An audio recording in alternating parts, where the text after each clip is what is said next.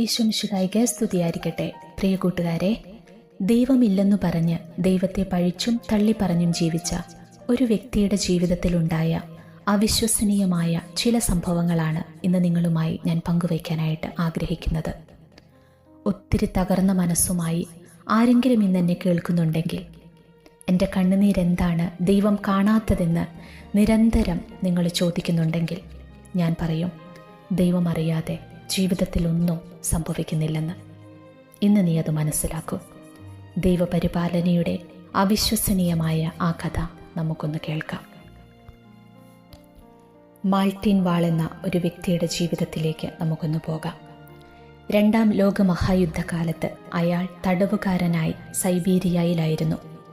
യുദ്ധം കഴിഞ്ഞ് കുറേ നാൾ ചെന്നപ്പോൾ അയാൾ വിമോചിതനായി. പക്ഷേ അപ്പോഴേക്കും അയാൾ ക്ഷീണിച്ച് എല്ലും തോലുമായി കഴിഞ്ഞിരുന്നു. എങ്കിലും അയാൾ തൻ്റെ ജന്മനാടായ ഉക്രൈനിലേക്ക് വണ്ടി കയറി. തൻ്റെ പ്രിയ ഭാര്യയെയും മകനെയും കണ്ടെത്തുകയായിരുന്നു അയാളുടെ ലക്ഷ്യം. അയാൾ അവിടെ എത്തി. പക്ഷേ അവരെ കണ്ടെത്താൻ അയാൾക്ക് സാധിച്ചില്ല. റെഡ് ക്രോസ് നൽകിയ വിവരമനുസരിച്ച് അവർ മരിച്ചുപോയിരുന്നു. ഭാര്യയും മകനും മരിച്ചുപോയി എന്ന് കേട്ടപ്പോൾ അയാൾ ആകെ തകർന്നു പോയിരുന്നു. നിരാശനായ അയാൾ ദൈവത്തെ തള്ളിപ്പറഞ്ഞു. തൻ്റെ ഭാര്യയെയും മകനെയും രക്ഷിക്കാതിരുന്ന ദൈവത്തെ തനിക്ക് ആവശ്യമില്ലെന്ന് അയാൾ തീരുമാനിച്ചു. പ്രാർത്ഥിക്കുന്ന ശീലം അയാൾ ഉപേക്ഷിച്ചു. അയാൾക്കൊരു സഹകരണ സമൂഹത്തിൽ ജോലി കിട്ടി. യാന്ത്രികമായി ജോലി ചെയ്ത് അങ്ങനെ ജീവിക്കുമ്പോൾ അയാൾ തൻ്റെ പഴയ കൂട്ടുകാരിയായിരുന്ന ഗ്രോറ്റോയെ കണ്ടുമുട്ടി.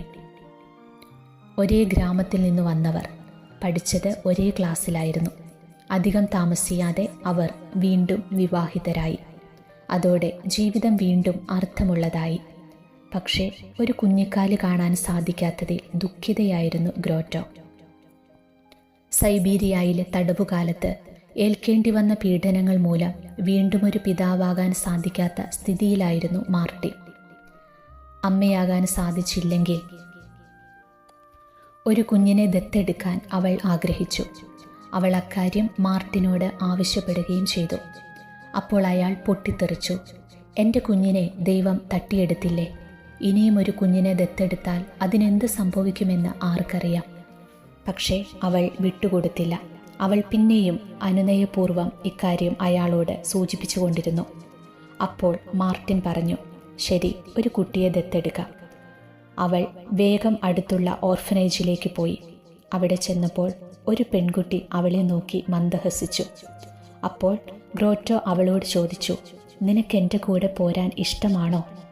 അപ്പോൾ ആ പെൺകുട്ടി തലയാട്ടിക്കൊണ്ട് പറഞ്ഞു, തീർച്ചയായും, പക്ഷേ ഞാൻ ഒറ്റയ്ക്ക് വരില്ല, എൻ്റെ സഹോദരനെയും കൊണ്ടുപോകണം. ഗ്രോറ്റോ പറഞ്ഞു, അത് പറ്റില്ല, നീ മാത്രം എൻ്റെ കൂടെ വന്നിരുന്നെങ്കിലെന്ന് ഞാൻ ആശിക്കുന്നു. പെട്ടെന്ന് ആ കൊച്ചു ബാലിക പറഞ്ഞു, ഞങ്ങൾക്ക് മമ്മി ഉണ്ടായിരുന്നു. മമ്മി പറഞ്ഞത് ഞങ്ങൾ എപ്പോഴും ഒരുമിച്ചായിരിക്കണം എന്നാണ്. ദൈവം ഞങ്ങളെ നോക്കിക്കൊള്ളുമെന്നും മമ്മി പറഞ്ഞു. അത് കേട്ട ഗ്രോറ്റോയ്ക്ക് അവർ രണ്ടുപേരെ കൂടി വീട്ടിലേക്ക് കൊണ്ടുപോരണമെന്ന് തോന്നി. അവൾ മാർട്ടിൻ്റെ കാലു പിടിച്ചു. പക്ഷേ അയാൾ സമ്മതിച്ചില്ല. വേറെ ഏതെങ്കിലും കുട്ടിയെ കണ്ടെത്താൻ അയാൾ നിർദ്ദേശിച്ചു. എങ്കിലും ആ കുട്ടികളെ മറക്കാൻ ഗ്രോറ്റോയ്ക്ക് കഴിഞ്ഞില്ല. കുറേ ദിവസം കഴിഞ്ഞപ്പോൾ അവൾ വീണ്ടും ഈ വിഷയം അവതരിപ്പിച്ചു.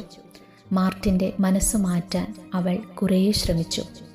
ഗ്രോറ്റോയുടെ സ്നേഹത്തിൻ്റെ തീവ്രത കണ്ടപ്പോൾ ആ പെൺകുട്ടിയെ ഒന്ന് കണ്ടു കളയാമെന്ന് അയാൾ തീരുമാനിച്ചു. ആ പെൺകുട്ടിയെ മാത്രം ദത്തെടുത്തുകൊണ്ട് പോരാൻ സാധിക്കുമെന്നായിരുന്നു അപ്പോഴും അയാളുടെ പ്രതീക്ഷ. ഗ്രോറ്റോയെ വീണ്ടും കണ്ടപ്പോൾ അവൾ ഓടി വന്നു. അയാൾ ആ കുട്ടികളെ സൂക്ഷിച്ചു നോക്കി. അപ്പോൾ അയാൾ തൻ്റെ പുന്നാര മകനെ ഓർത്തു. അയാൾ പറഞ്ഞു, നിങ്ങൾ രണ്ടുപേരെയും ഞങ്ങൾ കൊണ്ടുപോയിക്കൊള്ളാം. ഗ്രോറ്റോ അവരുടെ വസ്ത്രങ്ങളെല്ലാം എടുത്തു വയ്ക്കുന്നതിനിടയിൽ മാർട്ടിൻ അവരുടെ ഔദ്യോഗിക രേഖകൾ പരിശോധിച്ചു. അയാളുടെ ശ്വാസം ഒരു നിമിഷം നിന്ന പോലെ. പിന്നെ പെട്ടെന്ന് ഹൃദയമിടിപ്പിൻ്റെ വേഗത വർദ്ധിച്ചു. അയാൾ പേരുകൾ ഇങ്ങനെ വായിച്ചു: ജേക്കബ് വാൾ, സോണിയ വാൾ, മാതാവ് അന്ന ബാൾട്ടൻ വാൾ, പിതാവ് മാർട്ടിൻ വാൾ. ജേക്കബിൻ്റെ ജനന തീയതി തൻ്റെ മകൻ്റേത് തന്നെ. സോണിയ പിറന്നത് താൻ തടവിലാക്കപ്പെട്ടതിന് തൊട്ടു പിന്നാലെയും. എന്തുപറ്റി? തൻ്റെ മക്കളുടെ പേരുകൾ കണ്ട് അന്തം വിട്ടിരുന്ന മാർട്ടിനെ കണ്ടപ്പോൾ ഗ്രോറ്റോ ചോദിച്ചു. അയാൾ വിക്കി വിക്കി പറഞ്ഞു, ഗ്രോറ്റോ, ഇവർ രണ്ടുപേരും എൻ്റെ കുട്ടികളാണ്. തീർച്ചയായും ദൈവമുണ്ട്, അവിടുന്ന് നല്ലവനാണ്. എന്തായിരുന്നു യഥാർത്ഥത്തിൽ സംഭവിച്ചത്? സോണിയ ജനിച്ച വിവരം തടവിലാക്കപ്പെട്ടിരുന്നതുകൊണ്ട് അയാൾ അറിഞ്ഞിരുന്നില്ല. യുദ്ധകാലത്ത് അന്നയും മക്കളും കുറേ കാലം ജർമ്മനിയിൽ സുരക്ഷിതരായിരുന്നു. എന്നാൽ യുദ്ധത്തിൽ ജർമ്മനി പരാജയപ്പെട്ടപ്പോൾ നിരവധി ആളുകൾ അറസ്റ്റ് ചെയ്യപ്പെട്ടു. അവർ സൈബീരിയയിലേക്ക് അയക്കപ്പെട്ടു. അവരുടെ കൂടെ അന്നയും മക്കളും ഉണ്ടായിരുന്നു. അവിടെ വെച്ച് അന്ന അസുഖം ബാധിച്ചു മരിച്ചു. കുട്ടികൾ ഓർഫനേജിലായി. അവരെയാണ് വർഷങ്ങൾ കഴിഞ്ഞ് മാർട്ടിൻ ദത്തെടുക്കാൻ വന്നിരിക്കുന്നത്. എലിസബത്ത് എൻസ് എന്ന അമേരിക്കക്കാരി ഈ സംഭവം വിവരിക്കുമ്പോൾ ദൈവം നല്ലവൻ തന്നെയെന്ന് നാമും പറഞ്ഞു പോകും. എത്ര അത്ഭുതകരമായ രീതിയിലാണ് മാർട്ടിൻ തൻ്റെ കുട്ടികളെ കണ്ടെത്തിയത്. ദൈവത്തിൻ്റെ പരിപാലന ഒന്നുകൊണ്ട് മാത്രമാണ് ആ അപൂർവ സംഗമം നടന്നത്. എന്നെ കേട്ടുകൊണ്ടിരിക്കുന്ന പ്രിയ സഹോദരങ്ങളെ, നമ്മുടെ ജീവിതത്തിൽ കയ്പ് രസം കൂടുമ്പോൾ നാമും അറിയാതെ ദൈവത്തെ തള്ളി പറഞ്ഞിരിക്കും. ഒരു പക്ഷേ നമ്മുടെ ദുഃഖത്തിൻ്റെ തീവ്രത മൂലം എല്ലാ പ്രശ്നങ്ങൾക്കും ദൈവത്തെ പഴി പറഞ്ഞിരിക്കും. അതുപോലെ പ്രാർത്ഥന പോലും വേണ്ടെന്ന് വെച്ചിരിക്കാം. പക്ഷേ അപ്പോഴൊക്കെ നാം ഓർക്കേണ്ട ഒരു കാര്യം, ദൈവം അറിയാതെ ഒന്നും സംഭവിക്കുന്നില്ല എന്നതാണ്. രോഗവും കഷ്ടദിനങ്ങളുമൊക്കെ ഉണ്ടാകുമ്പോൾ സാധാരണയായി ദൈവത്തിലുള്ള നമ്മുടെ വിശ്വാസത്തിന് ക്ഷീണം സംഭവിക്കാം. എന്നാൽ അങ്ങനെയുള്ള അവസരങ്ങളിൽ നമ്മുടെ വിശ്വാസം അരക്കിട്ടുറപ്പിക്കണം. എന്തു സംഭവിച്ചാലും അതെല്ലാം ദൈവം അറിഞ്ഞുകൊണ്ട് തന്നെയാണെന്ന് വിശ്വസിക്കണം. റോമാക്കാർക്ക് എഴുതിയ ലേഖനം 8-ാം അധ്യായം 28-ാം തിരുവചനം ഇങ്ങനെയാണ്: ദൈവത്തെ സ്നേഹിക്കുന്നവർക്ക്, അവിടുത്തെ പദ്ധതി അനുസരിച്ച് വിളിക്കപ്പെട്ടവർക്ക് അവിടുന്നെല്ലാം നന്മയ്ക്കായി പരിണമിപ്പിക്കുന്നു. ഈ വചനം നമുക്ക് ആഴത്തിൽ നമ്മുടെ ഹൃദയത്തിലേക്കങ്ങ് സ്വീകരിക്കാം, വചനത്തിൽ വിശ്വസിക്കാം. നിങ്ങളിന്ന് കടന്നു പോകുന്ന പ്രയാസങ്ങൾ അതെന്തുമാകട്ടെ ഈശോയ്ക്ക് കൊടുക്കും മക്കളെ. ഈശോ അറിയാതെ ഒന്നും നമ്മുടെ ജീവിതത്തിൽ സംഭവിക്കുന്നില്ല എന്ന് ഉറച്ചങ്ങ് വിശ്വസിക്കുക. ഈ ഒരു കൊച്ചു സംഭവം കേട്ടപ്പോൾ നിങ്ങൾക്കത് മനസ്സിലായി കാണും. നമ്മളിന്ന് കടന്നു പോകുന്ന ഓരോ സഹനത്തിൻ്റെ പിന്നിലും, ഓരോ വേദനയുടെ പിന്നിലും ദൈവത്തിനൊരു പ്ലാനുണ്ട്, ഒരു പദ്ധതിയുണ്ട്. അത് നിറവേറപ്പെടും നമ്മുടെ ജീവിതത്തിൽ.